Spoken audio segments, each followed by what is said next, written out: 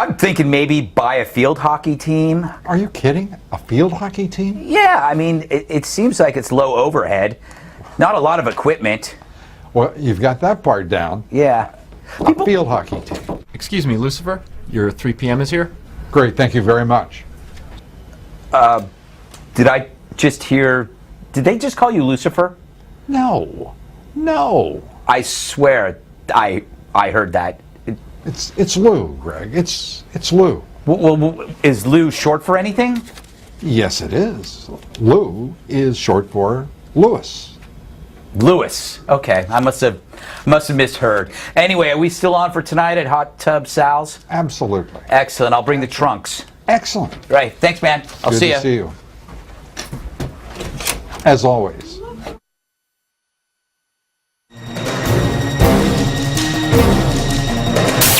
I think he's not talking straight. I think he's talking in a horrible way. He says really hateful and racist things. Is totally stupid. I have no idea what his real philosophy is, other than that he is for promoting himself. Yeah, we get it. He's awful, but let's save him from himself.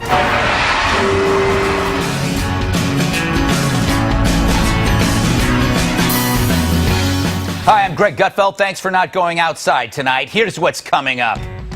Hillary's email scandal is growing like a rash on Bill Clinton's arm.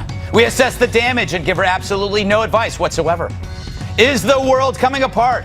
And who is to blame? College professors, Donald Trump, left-wing agitators, the cast of Godspell. I have no answers. One of these two is a robot. The other's a human. Should they be allowed to marry each other? Not on my watch. Plus, Mark Cuban and Penn Jillette are here. But in separate segments, they're just too damn big. Let's get this party started, America. So Hillary's campaign is sinking faster than her husband's shorts at Club Med. Her private server is now in the hands of the FBI. Her reputation in tatters. She's on par with a shark fin harvester. And like my recent butt implant, she's out of sight, yet transparently false. She keeps campaigning while maintaining that 30,000 official emails on a private server is no big deal. She also dumped 30,000 other emails because they were personal. I guess that means she did personal business half the time while on the clock. How is that okay? Hillary is so bad at email, she sends emails asking about a book on how to delete emails. This is not a joke. She really did that. God help us if she actually responded to one of those Nigerian emails asking for cash. We'd have nothing left in the Treasury. Meantime, a decorated Marine officer is facing discharge for sending classified info on his private account. Marine Reserve's Major Jason Bresler sent it as an urgent warning because an attack was coming. The email went unheeded. The attack was carried out. 3 Marines were killed. And the one Marine who tried to stop it was punished for sending classified info through his private email. So he gets punished, and she campaigns and makes jokes. I recently launched a Snapchat account. I love it. I love it. Those messages disappear all by themselves. So Hillary is like the creepy real estate agent who sells you the house without telling you it was once owned by a cult that sacrificed hobos in the basement. And when you confront her, she's like, I had no idea. And then she makes a joke. At this point, if I'm a Democrat, I'm thinking she's like a bad wedding present. The sooner you exchange it, the better. She's a gravy boat. And what you need right now is store credit. Period. Let's welcome tonight's guests, and there are a lot of them. It's Sunday night, so he's probably high on a mixture of glue and paranoia. It's Gavin McInnes, writer for TalkingMag.com and StreetCarnage.com. And he's so sharp he can skin a rabbit with his thoughts. It's Guy Benson, TownHall.com political editor and Fox News contributor. His latest book is called End of Discussion. Delightful. And he's the only liberal that doesn't smell like patchouli and sweat. John DeVore, Internet Action Force editor-in-chief. And she won a local beauty pageant once, and it's been downhill ever since. It's poor Joanne Nosuchinsky. And her glasses are as real as her feelings. Our op-ed, Katherine Timpf from National Review. And, of course, it's like talking to a wall. Back again, the liberal panel. All right, let's discuss this stuff. Gavin, I want to go to you. Is it wishful thinking to think that this email scandal is the end of Hillary Clinton? No, it's not wishful at all. She's been through so much worse and not got a tenth of the blowback. All her different gates, that she got away with. I think she was involved in Vince Foster's alleged suicide. Oh, you are crazy. You are insane. Well, she definitely did some weird post-suicide evidence stuff. Did she? Yes. You're going we don't have to go back to Vincent Foster, Gavin. We don't have to go back. Okay, but you look at her past and all this horrible stuff she got away with, right? Yeah. And then this is sinking her. I think Obama is involved in this because he doesn't want her to win, and that's why he's being so. That's why this campaign against her is so successful, because the president, Valerie Jarrett, actually is pushing it. There you go, DeVore. She's your lady. Yes, I love her. I'm really beginning to think that conservatives don't like Hillary Clinton. Really? I don't know. I'm getting this feeling after 20 years. I cannot wait to vote for her. I cannot wait to vote for her twice. Mm-hmm. Look, who among us have not accidentally sent an email with national security clearance information inside of it? It's a human thing. She's a human being. No, that's where you're wrong. We don't know if she's a human being. All right, maybe she is. Better than doubt she's a human being. But let's face it, she doesn't think this is a big deal, John. But America does. I agree with Gavin, though. Like, it's been more than 20 years. She is Teflon. This just adds to the noise. This conspiracy partly is about just how maybe kind of sketchy she is. Right. But for someone like me, there are many reasons I like her. There's many reasons I want to vote for her.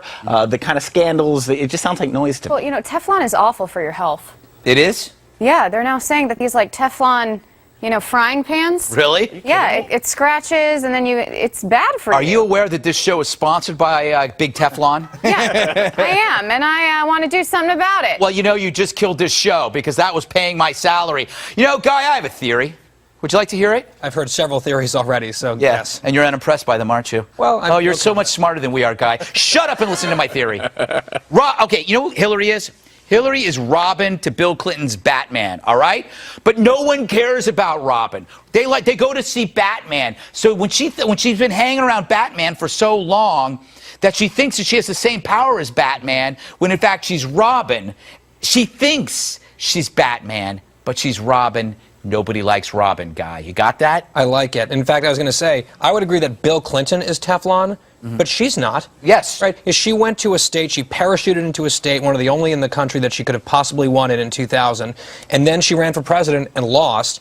And if you look at her ratings on favorability, on honesty, on empathy, and head-to-head with the Republicans, this is having an impact. This is dragging her down. Bill Clinton was a talented and likable liar. Right. Hillary Clinton is worse at both of those things. Right. Yeah, but she's never been prosecuted for any of her crimes. Well, what are Teflon. her crimes? I mean, aside from the Vince Foster issue, what are her crimes that she would have been prosecuted for? Every gate that ever was a gate, including Watergate. She's been involved in all gates. Yeah, you know what she is? She is involved in Gate, which is a whole bunch of gates. Wait a minute, I have a question because I'm curious. Catherine, what happened to Robin anyway? Who was the guy that played Robin?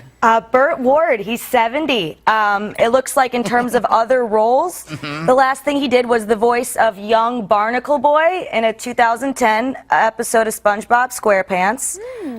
But in September, he will be going to a comic expo in beautiful, sunny Cincinnati. Wow, so interesting. It's not true that nobody cares about Robin. Yes. Tropical Cincinnati paradise cares. Yes, he's welcome. 70 years old. 70 years old. So, you know what they say, life just keeps getting better. It does. Probably not for you, though. This will probably be your high point. All right. If Hillary goes and can't get it together, do the Democrats have a plan B? As in B for Bernie, B for Biden, B for boring? Or how about B for Betty Buckley? Nobody remembers her but me. Is it entirely feasible that one of these will be the nominee DeVore, or shall I say DeBoer? Bernie Sanders is sort of Trump-like to me in that he is telling me things sometimes I want to hear, right, and that I like to hear, because there's not a lot of discussion in the Democratic Party right now. We're really not talking. It's not as raucous as the Republicans. You are talking too much. I want to talk to the liberal panel. Liberal panel, what is your take? Are you worried about Hillary Clinton? Who would you like to see? What are your thoughts? Oh, Hillary's fine. You conservatives make a big deal out of nothing. I mean, she wiped her server clean. Of course she did. She was raised right. She wouldn't hand over a filthy server. That's disgusting. And where's the outrage over Tom Brady's cell phone? That's what I want to know. I think he destroyed it. Yes, I think he did. Speaking of destruction, is the Democratic Party in deep trouble? If this is their choices, what about Al Gore? What about Al Gore? He should show up with a long beard and a caftan. He should look like Orson Welles in the days of Ernest and Julio Gallo. Come in and go, I'm taking over. The Democrats have nothing to say. Their whole ethos is just feel good, mean people suck, kid garbage. But that's a lot of voters. Yeah. They might still win just based on, hi, be nice. I don't know. What about John Edwards? Could John Edwards guy come back? He's still young. He's got some kids. Good guy, right? Good guy. I mean, feel good story. Yeah. We love a comeback story. We do. You cheat on your cancer-stricken wife, but God love you. Let's try again. Yeah. Who hasn't? What the heart wants. Who hasn't done that before, Joanne? Not yet. I look forward to it. I'm kind of with Gavin, though. I'm feeling like there's some sort of conspiracy happening, especially with other significant people in the Democratic Party, because I think they know something really revealing is going to come out of this investigation, and they are going to need a new candidate, which is why they're going to this Plan B, and they're pushing Biden towards it because he's the most lovable guy. He really on that is. side Like right now. when Al Capone ends up in jail for tax problems, I feel like this might sink her, and it is somewhat irrelevant on the grand scale of things, but I'll take it. All right. But it is fishy. I want to get to Kat before we go to break. Any thoughts from where you perch? Yeah, I mean, Hillary Clinton is going to get away with everything because either she is good at getting away with stuff or she's never done anything wrong. I just want her to stop pretending that she's cool. With her selfies with Kim Kardashian and her emoji thing. I learned in high school the hard way, the harder you try to be cool, the less cool people think you are. Oh. So. You had a rough childhood? Rough high school? Yeah, high school was a little rough. Yeah. Yeah. It's going to get worse for you. Yeah, Never gets any better. High point of your life was high school. Now it's all going to be it must have been miserable. tough being a pretty blonde in high school. Yes, exactly. Mullet. You had a mullet? Yeah. Also a cool pretty blonde. I had a mullet. I had a. Shut up! I want to go to break. Coming up, why does Mark Cuban want to be Donald Trump's running mate? I'll ask him that. Look at that shirt. And also whether he ever wants to punch Mr. Wonderful in the face on Shark Tank. Also, next week, this is important. We're going to start answering your questions, your mail. But you'll need to email me at gregmail. That sounds porno. Gregmail at foxnews.com. Stick around or I'll write nasty things about you on Facebook. I will.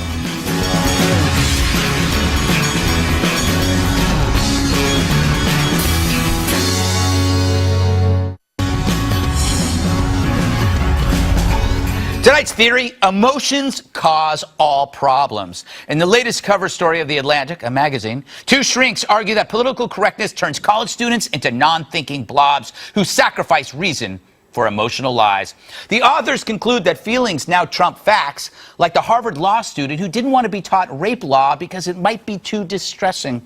Students now accuse others of microaggressions, which are underlying racist or sexist comments. So even asking where you from is a microaggression because it implies that you're noticing one's race.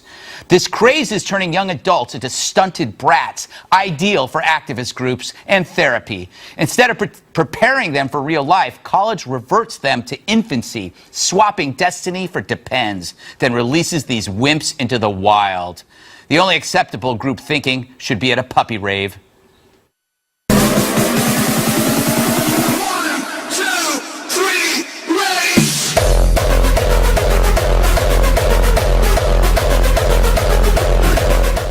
That's delicious. This emotionalism is eating its way through politics as well. We want an opportunity to adjourn. We want an opportunity. Okay.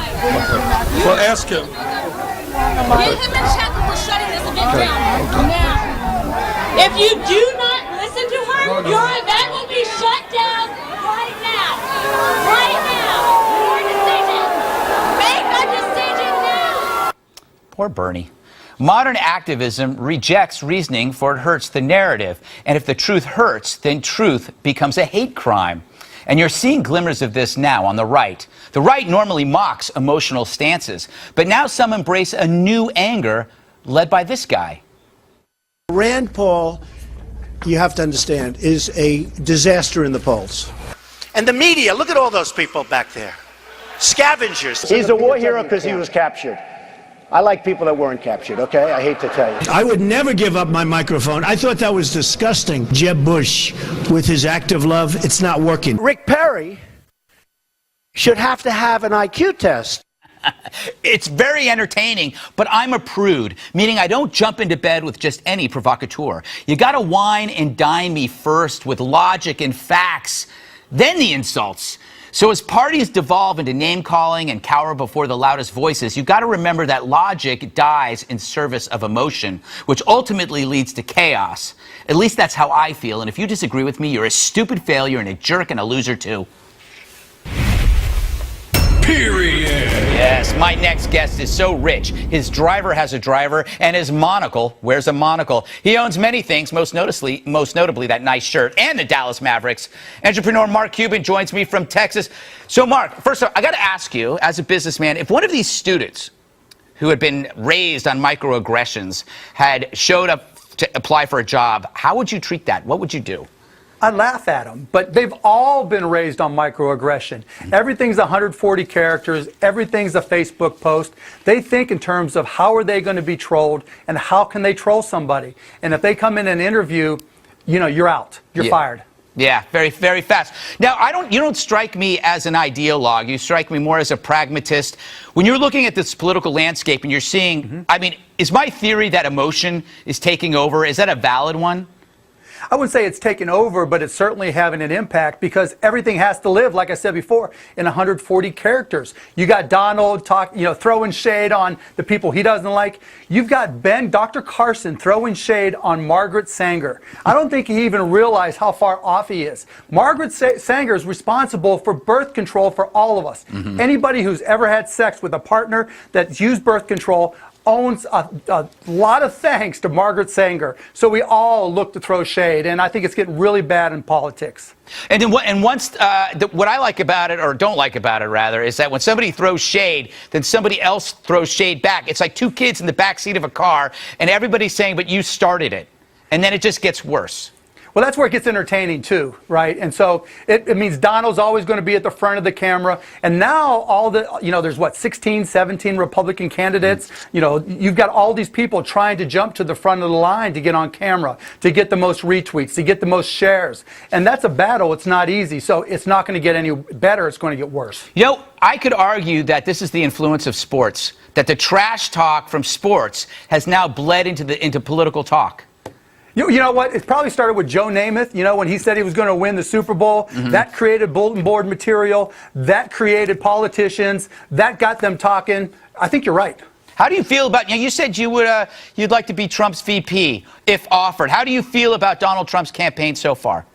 You know what? I think, he's had some missteps. Donald is horrible on social media. I mean, Trump Tourette's is just like one of the worst things going when he opens up his Twitter account. But, he did some really good things with his interview with Hannity. I think he's actually made a little bit of a comeback after the debates. But you know what? When it's all said and done, right now, everybody's playing checkers. Nobody started to play chess yet. Once we get into the chess match with fewer candidates, then we'll see the real candidate come out. And the one thing about the office of presidency, it's very humbling, even for Donald Trump. So I think, as we get a little bit closer and things get a little bit more serious, we'll really find out where Donald's at. All right, I got to ask you some questions about Shark Tank because it's one of my favorite shows. I love it. Well, I appreciate that. I have a number of products that I've been working on in my basement. And I just want to run them past you and just get your thoughts on it. If you'd be willing to invest, you could say yes or no or ask me questions. Number one, jerky socks. These are basically socks made of jerky. They're like ideal for road trips. Made of jerky, great. That's not. You might want to change the name because that's not the first impression that comes to mind. So I'm out. Yeah, you're right. Jerky socks does mean something completely different. How did I miss that? I was going to ask for 5% of the company at $200,000, but I'm going to have to. I'll call you. Yeah. How about pickle stapler? I have a huge problem in the jar when the pickles kind of move apart and they're hard to get. A pickle stapler would keep the pickles in one spot. You know what? I'm going to have to go do some due diligence on that one. How about go ahead. Bicycle desk. So when you're on your way to work, you're actually working. Brilliant. Yes. Brilliant. You know what? Because everybody complains productivity is down in America. You are going to do something for this country. I like it. I'm in. Yeah. Ice cream steak, when you don't have time to have a main course and dessert, it's a mixture of meat and ice cream in one big bowl. Got to pass. I'm lactose intolerant. That's kind of bigoted. That's a microaggression against people who drink milk if you're lactose intolerant. You know what? How about Bob Cousy? It's a koozie with a picture of Bob Cousy on it. You know, I can't comment because that's already come up in Shark Tank, and that's going to be in season 7, so I have to pass. All right, lastly, how about a leather Game Boy? You don't even know what that is. I know what a Game Boy is, but I'm trying to think how you'd get some leather and, put a covering around it. Yeah. But, it's when you have your first prototype, let's talk. All right, awesome. Always a pleasure, even though this was the first time I've ever talked to you. I said always a pleasure. Mark Cuban, thanks for coming on. Enjoy the shirt. Talk to you soon. Thanks for having me on. You got it, buddy. Coming up, should robots be allowed to marry? I hope so. Otherwise, I've got a diamond ring to take back. Father Jonathan Morris debates me next.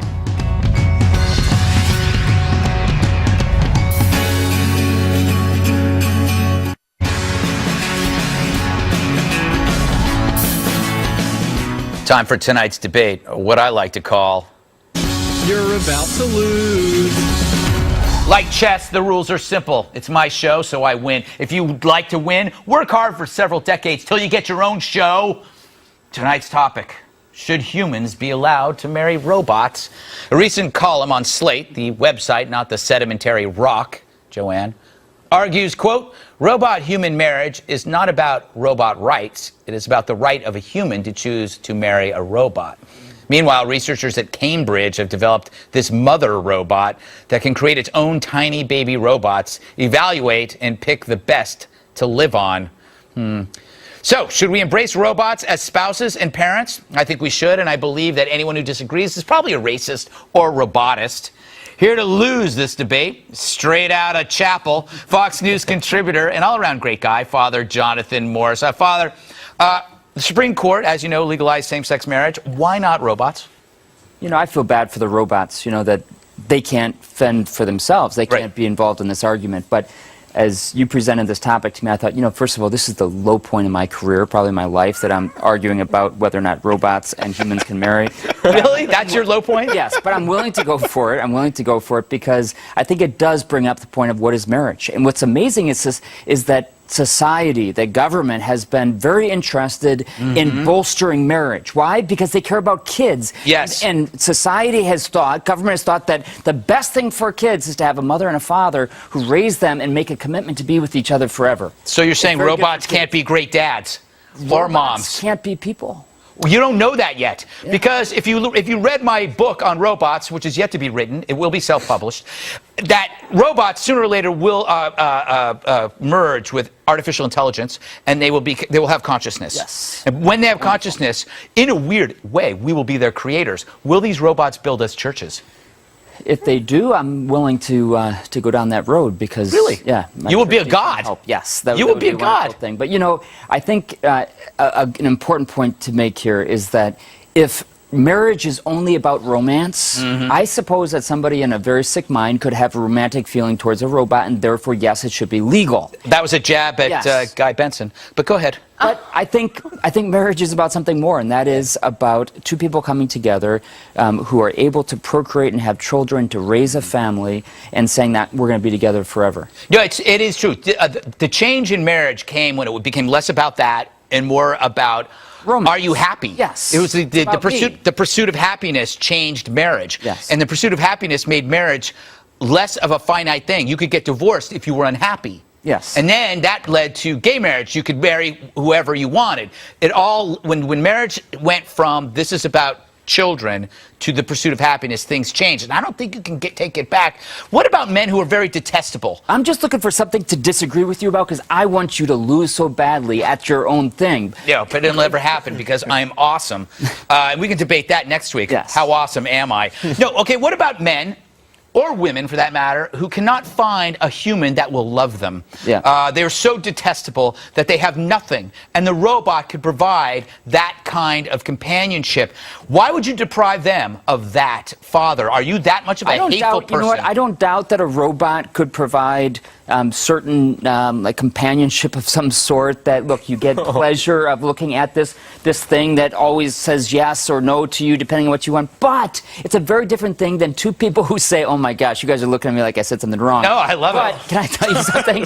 that it's a very different thing that two people who have free will who say, "I am going to love you in good times and in bad." I'm about to officiate at a wedding right now. Two people are going to say, no matter what, good times and bad, and sickness and health. A robot cannot do that. A robot does what it's programmed to do. That's not yet, free will. Father. That's not love. Not yet, Father. Love it could is not happen. good. It could happen. Let's get the liberal panel in this. Where do you stand on robot human marriage? We're for all marriage equality, and you clearly have never had a booty call at 3 in the morning where you, after a bottle of tequila, you put the moves on your Roomba. John, you seem a bit... Look, I don't know if you've ever seen a little documentary called Blade Runner. Yes. But Sean Young. I love Daryl Hannah, and she's a robot. Yeah, no, but you know what? She's not... Sean Young was quite possibly the most beautiful creature, robot or human, ever at that point. Oh, she's a replicant. Yeah, and also beautiful. Yes. And I like Rutger Hauer.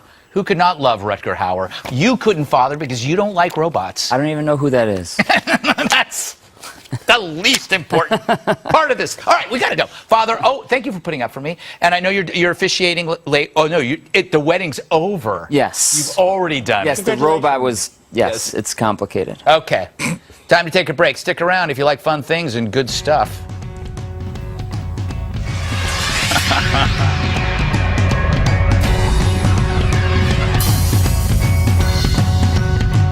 Is a messy past cluttering up your presents? Then you need us. Millennial Maids. For just 5 installments of $39.67, we'll sweep through your social media accounts and clear any evidence of embarrassing mistakes. Oh, doesn't your mom call you an embarrassing mistake? No, that's my dad. We'll make sure your years as keg stand champion won't prevent you from getting that new job. And your new girlfriend will have no idea that you used to be a misogynist. And for $500 additional, we'll unfriend your mom for you. After all, she always said, cleanliness is friendliness. Order now. Call now. Sorry.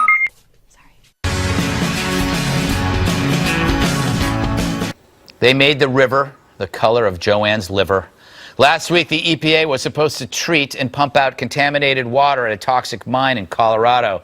It said they accidentally ripped a hole in the mine. The result, a 3 million gallon spill containing heavy metals, and not the good kind like Melvin's or Motorhead.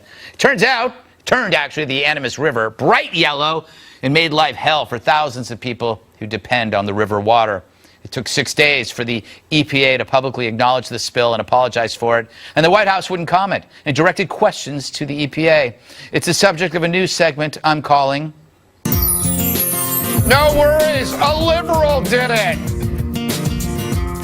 I love the acoustic guitar behind it. Hey, Gavin, isn't the good news here that toxic spills, we've learned from Hollywood, create amazingly deep, complex superheroes?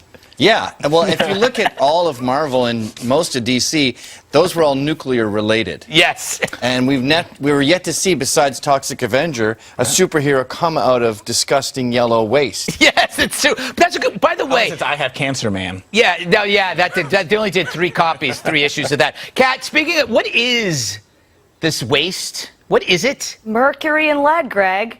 And there were also samples with levels of beryllium and cadmium 33 times higher than the limit, and one with arsenic more than 800 times the limit. Everybody knows that. So that does sound pretty bad. Everybody knows that. It is affecting the kids. Yeah, it is. We need to make sure we're educated about the things that are affecting the kids. Mm-hmm. I think that's a good point. Yep. Look, Guy, if this were, I hate to say it because everybody's tired of saying it, if this were Bush, this would be all over the place. Mm-hmm. He'd be blamed for the death of fish, the death of children, the death of a river, the death of everything. But now... Taking a week to admit to it, cover up all of that. Well, forget if it was Bush. if this were a private company, if this were the private sector, our moral betters at the EPA would be swooping in to chastise and fine and vow, repercussions for this. But in fact, these are the inept bureaucrats who populate our federal government, making the mistakes they're supposed to be governing and regulating. And it's just sort of like, oh well, our bad, sorry. We'll try not to do it again. DeVore, you're so smug, but this to me reveals, I don't even know why I started with that, because it's actually not that smug, but you are seemingly smug. Doesn't this whole story reveal that when the media and the government are created from the same cloth, it's no different than suppression of free speech, because nobody's policing each other. The government's okay with it, the media's okay with it, because they're both left-wing commie pinkos. First of all, it's not easy being a government bureaucracy. Yeah. It's tough. You're created by Richard Nixon, and then decades later, Republicans hate you. Look, the EPA, they become more efficient, right? They're like the dog food that makes its own gravy. Now the EPA makes its own natural disasters, and it's going to clean it up. There you go. So, this is more efficient. It's like a snake creating its own tail as opposed to eating it. Perhaps I should have just moved on to Joanne. Joanne, can you summarize what's going on here?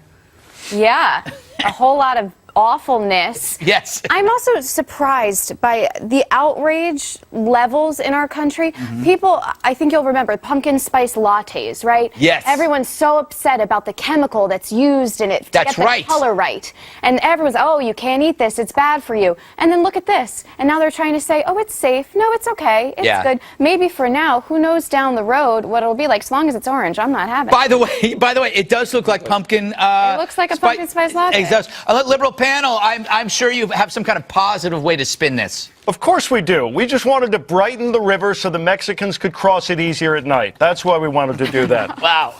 That is an interesting solution. Time to take a break. When we come back, Penn Jillette tells us about the coolest book he's ever read. And it's not mine, sadly. But first, a word from our sponsor. Tonight's show is sponsored by Hot Tub Sal's. At Hot Tub Sal's, there's only one rule. Follow your dreams or get the heck out. Thanks, Hot Tub Sal's.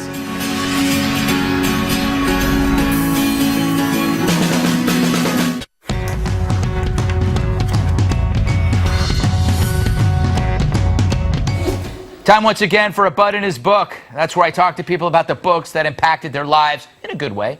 This week's book, Eunoia, I'm not even sure I'm pronouncing it correctly, by Canadian poet Christian Bach. It's crazy. Each chapter focuses on one vowel, and it's written with words containing only that single vowel. It took the author 10 years to write it, and me an hour to read it. Here's a sentence from the A chapter. Hassan can watch can-can girls cha-cha-cha as brass bands blat jazz razzmatazz. What a class act. Sounds like a dream I had when I mixed tequila with Cherry Rain Gatorade. Anyway, world-famous magician Penn Jillette was here recently. I asked him what the book meant to him. Explain what the book is. The book is a ship in a bottle. Yeah. The reason you build a ship in a bottle is to build a ship in a bottle. And then all the beauty comes out from the fact that you're a nut who built the ship in the bottle. Yes. Christian Bach has written the book Eunoia, and there is a chapter for each vowel. Right. When I say a chapter for each vowel, that chapter uses only that vowel. So there is an A chapter that the only vowel in the entire chapter is A. Yes. There's E, there's I, there's O, and there's U. Can I read? Please. This is my favorite sentence. This is from the E chapter. It goes on for pages. The sleek green eels feed themselves the excrement, the expelled feces, the excreted dregs. Then the serpents breed themselves. All E's. All E's. Yes. And what you find is that the vowels themselves have a tone. The U chapter is just guttural, and mean, and Germanic, and it has a lot of the obscenities in it. Right. And the A chapter is kind of light and ethereal. I'm assuming that if it took him 10 years, he just made lists of words with single use of a vowel in it. Like he has a file for E's and a file for O, and then over 10 years he finally sat down and he's like, I'm going to write a book just going from here. This is one chapter. He tries to use each word that has just those vowels in it once. Yeah. I know there's certain It's a performance. This is a feat. There's certain words that he must just jump with joy. Yeah. Mahabharata. Yes. Can you imagine? Yes. Mahabharata. He goes, one night he's sitting around with his friends going, Mahabharata! Yes. Mahabharata! Mahabharata! This is great! Yeah, you said something like vowels have personality. I always think that when somebody's named Tim, they're skinny, and when somebody's name's Pat, they're overweight. Sure. Yeah, they have that. But there's also... Or Bob. Bob is pudgy. Now, when you really want to blow your mind... Read it backwards? Yeah. There is an audio book of this. Oh, I must get that. Where Christian Bach reads it. And I mean, just open to a random page in here and just try to read 4 sentences in a row and try to read them at a good clip. No, but you know what this is? It's a tiny book, but it's like something that it's like a precious metal that is so heavy. Yeah, it's really that it's like the pewter censer spews the sweetest peppered scent. She feels refreshed. She feels perfected. Again, that's from chapter E. Yeah. This is fantastic. Give us a U. I'm not going to do the U's because then I'll lose my job. There's only 2 words you got to avoid. Do some of the U. Ubu hugs Ruth. Thus Ruth purrs. I believe Ruth is a cat. Well, never mind.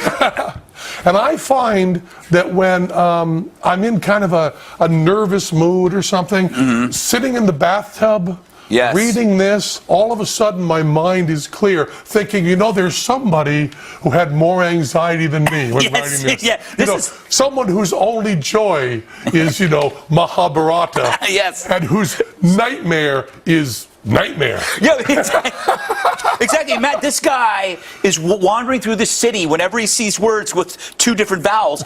He's angry. Yeah. It makes him upset. Yes. It's like, how can this be? This is unnatural. These vowels should not be together. It's Adam and Eve. It's not Adam and Steve. Yes. It's a gay marriage issue. There you go. All right. How's your show? Your TV show? Doing wonderfully. Yeah. We got renewed. Yeah. I think this is the first place I'm announcing, as a matter of fact. Awesome. Tell everybody where you can watch it. Fool Us on CW, on the CW. It's called Penn and Teller Fool Us. Our name's in there. Penn and Teller Fool Us on the CW. And magicians come out and do their best tricks. And if they can fool us, they win. If they can't fool us, go away. And we were asked by many people, did you guys notice that the trophy you give them just says F-U in big letters? I said, we did. There you go. And that fits in with the book. Yes, exactly. There you go. Except, if you spell out you. But we won't. We won't. Penn, always a pleasure. Thanks so awesome. much. Thanks, guys. None of the lower thirds were right, by the way. I kept glancing down, and they were mixing the vowels like a wild orgy in San Francisco in '81. Time to take a break. When we come back, we're going to check in with America's friendliest correspondents. If you leave now, you will no longer receive a Christmas card from me.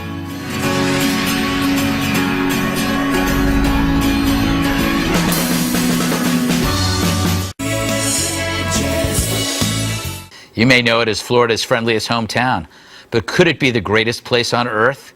The Village's massive retirement community near Orlando, which was recently named America's fastest growing city for the 2nd year in a row, which is why I think it's high time for a Villages correspondent. But because the Villages is so busy, I got 2. Joining us via Skype, Roger Kass and Ann Gray. Thank you for being here. Let's get right to it. I've been hearing a lot about this game called pickleball. What is going on in the Villages? What is pickleball? Pickleball is the greatest thing since sliced bread, if you talk to a lot of people here. It's not some sort of weird sex game. Well, it's not a racket, it's a paddle. Yes. And then here's the ball. Yes. And that's the noise it makes. That's quite interesting. Does it take a special skill to play this game? Well, some people say it's a skill of idiocy. Other people say it's just wanting to go out and have a good time and make good friends. Is there any #1 ranked player? Is there an Andre Agassi of pickleball? If there is, I don't know who it is, but I do know that it's part of the senior games, the national senior games, and the Villages has done very well in those. The game actually got started out west in Seattle, outside of Seattle. Enough of pickleball. I have a question for you. What is the minimum age? When you move to the Villages, what is the age? Can you be 50? 55. 55. So when somebody's 55... One person has to be 55 in the house. I see. So if a 55-year-old moves in and he's married to a 35-year-old, How's that? That would work. Yeah, as long as one person is 55. The And man nobody's under immediately 19. goes, that would work. And it doesn't matter whether it's the he or the she, it's 55. I've been to the Villages, I think, 3 times. I've always had a great time. You're getting a new performing arts center. Tell me about it. Yes, it's here already. Oh, really? Who's performing? It's absolutely awesome. Yeah? And we've been about 4 or 5 times, and it's great. We're going again tomorrow night, as a matter of fact. Who are you seeing? We're going to actually see the Orlando Philharmonic Orchestra. Oh, you know what would be great is if that was fronted by Tony Orlando. So it was the Tony Orlando Philharmonic Orchestra, because I'm a big fan of Tony Orlando. And, you know, they've had, it's only been open for about 3.5 months. Yeah. And they've already had 8 sold-out shows. Wow. Are there and Michael scalpers? Bolton came to town, and his shows, 2 of them, sold out in 4 hours. Wow. And he's coming back again. Yeah. I don't know what the date is, but he's coming back again, and I'm sure he'll do just as well. Yeah, I bet it'll be great. He's an American treasure, and so are you two, and so are the Villages. We've got to take off. Excellent updates. We know now about pickleball, the new Performing Arts Center. I was going to ask you about any crime problem, but we ran out of time. And I also was curious if the Villages has a town drunk, because I would like to be the town drunk. But we'll talk about that next time. Thank you, Roger and Ann. Always a pleasure. I just met them. I say that now. Always a pleasure. It's always a pleasure to meet you, Greg. Thank you very just much. remember, it's always a beautiful day here in the Villages. Yes. I think that's what they force you to say, but that's okay. All right. Thanks to Gavin, Guy Benson, John DeVore, Penn Jillette, Father Jonathan Morris, Mark Cuban, Katherine, Joanne, the Liberal panel. Boy, this show was packed. I'm Greg Gutfeld, and I love you, America.